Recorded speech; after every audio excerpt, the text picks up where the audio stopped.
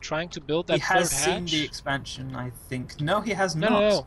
That's why I'm wondering if that probe saw the drone that was trying to put down the hatch. Maybe Tigerclaw will want to re-scout that. You see this pylon in the back? That's where the core will go. There it goes. So, but I have to say that check this Overlord of Hordeons or Hordons near the core. Wadwan. Hordeon. Hordon. He knows where Wadwan? the core is located, but he will not be able to get too close to it after the first ranged units start popping out. Um, I have to say though that on this map, the way the bases are laid out, it's quite hard, quite difficult to hide buildings from the eyes of the Zerg. So Indeed. And there's just so much vision across the map for the Zerg player right now. He can see everything. definitely can. Only thing he's not taking is his own watchtower. But why would you wait where you have all the other access paths on the map covered? I mean, there's only this. Maybe this one path that something would slip by if Hordeon was not watching intently, but I don't really think so. And this Overlord should stop probably in this position somewhere. That it is. It's. I do believe it's invisible whilst it's there. So In the smoke? No. yeah, Yeah? Never actually thought about that. I'll there have to is try that. a spot there where it's actually invisible, but Hordeon apparently missed it. Okay, so we have a very quick lair going down. Robo facility going down as well. Now will Hordon scout it? There is a sentry and a stalker. He sees the Hordeon does robo. see the robo facility this time, so he will be able to respond better, possibly putting down his Roach Warren sooner. And there is the gateway spam. That was the perfect timing that Hordon needed, but still he does not know still if this is an all-in or if this is an expand build. And I have to say that Tigerclaw is a little bit low on the probes, so he will be using his last chrono boost to probe up that expansion nexus to have full saturation on the minerals. And look at this, everything is perfectly timed. Gateway attack will be finishing just with that sentry. Immortal is already, or should be on the way very shortly.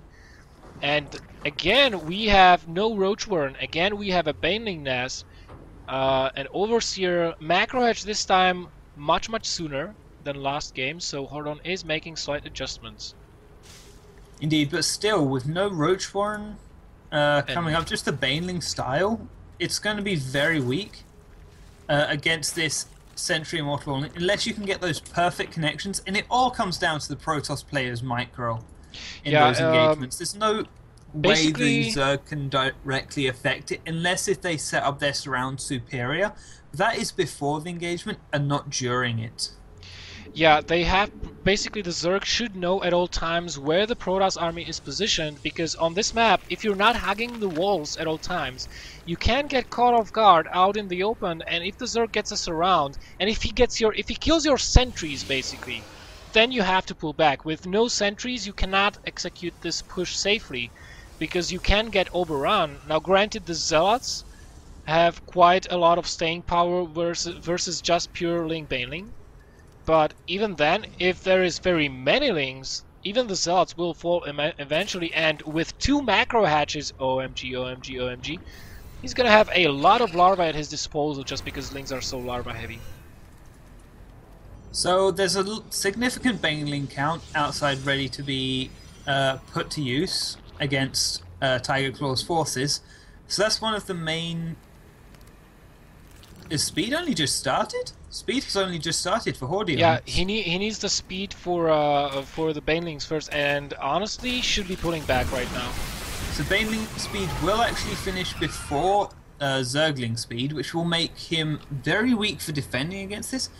But he is putting down his spire, so if he is capable of managing to get enough time to get to the spire, get the Mutalisks out, and do the attacks against the Protoss forces with the Mutalisks, he'll be in a very good position. Well, I don't think the Well, the Mutalisks can be useful to snap the War Prism, but I don't think there will be much use other than that. Oh, where's the reaction time, Hordeon? You need not to lose this army. And a very good set of force fields, more designs to prevent retreat of this army than to prevent the connections or the surround with the links. And Hordeon just lost a ton of resources and ton of units there. He's got the Spire almost finishing, +2/+2 on the way, 44 more links on the way, but he needs to stop throwing his links away. I mean, the army supply, look at this, is Tigerclaw is doubling the units Hordeon lost in army is size. 4,000 to 600. Oh my god, that was like just by not paying attention. Just by not paying attention at the time to his units, he's trying to run some units around, trying to do a counterattack, but there are photo cannons in production or being built here. Zod's going to close that wall, another photon cannon being built as the push advances, and Hordeon is beginning to realize that his time is almost out. A lot of banelings here, but they need to connect with the sentries. Here we go. Force fields going down. The champion is going to make his last stand here. He's got a few banelings, but he's not looking like he's going to be able to do it. Tigerclaw looks ready to take down the champion, remove him from the tournament. And more baneling detonations go off, but they all detonate on the Stalkers and the Zealots. None of them go off on the sentries. Even though there are no force fields available, the standing army for Tigerclaw is still too much for Hordeon to deal with.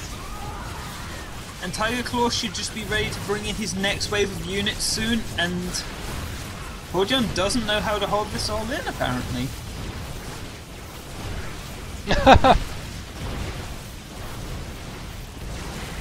Yeah, Tigerclaw is actually right about this. And it does work if you do it correctly. That is very true. So nice of Tigerclaw that he is giving advice to his opponent, and Tigerclaw is gonna move up to the loser brackets final as well.